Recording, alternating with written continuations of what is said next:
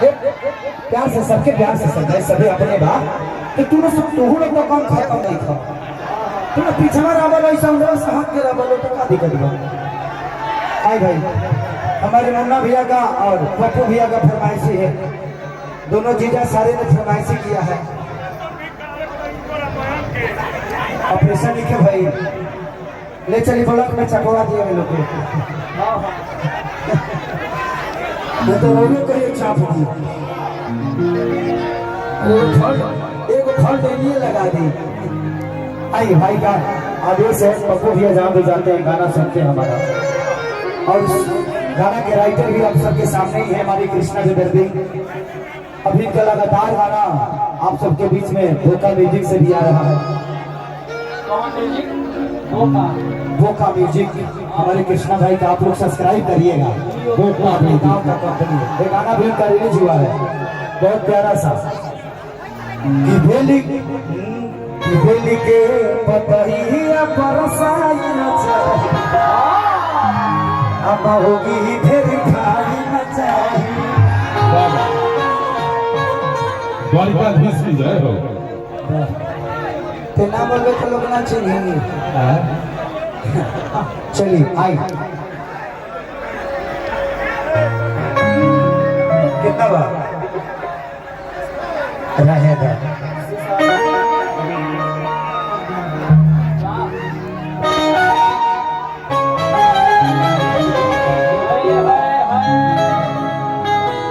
थोड़ा सा सिचुएशन है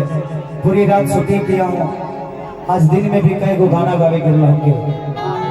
और आज लगातार 7 दिन से हम सुतले लेके कांवर से लेके सिनेमा तक थोड़ा सा परेशानी का जागरण बहुत ज्यादा होता है हमें थकान तो अगले कर हम इंसाने हैं न तो हमारा इतना गाना के गए रोज हमारे गाना भी लगना अभी तक मैं अपना करियर में हम 2008 से अभी तक जोड़ने रही हम 57 से गाना गा चुके हैं 5700 गाना में गा चुका हूं ये आप सबकी मोहब्बत है और ऐसी मोहब्बत बनी रही तो मुझे लगता है कि 700 बरस में बने गए अभी तो 22 बरस होता है वो लोड होकर ही बड़ा से इंटरनेट से हमारे में कोनो काम ना रहे आजकल गूगल के जमाना में लड़का करावे में कितना टाइम लगता कुछ नहीं हो सकता जब इतना नेटवर्क लोड होता तो इंसान लोड होकर करना पड़ता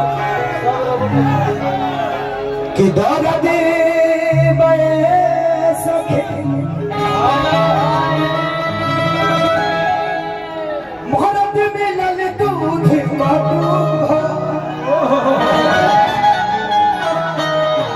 कहियो ना कहे ना कि मांगे हमारा सोटू हो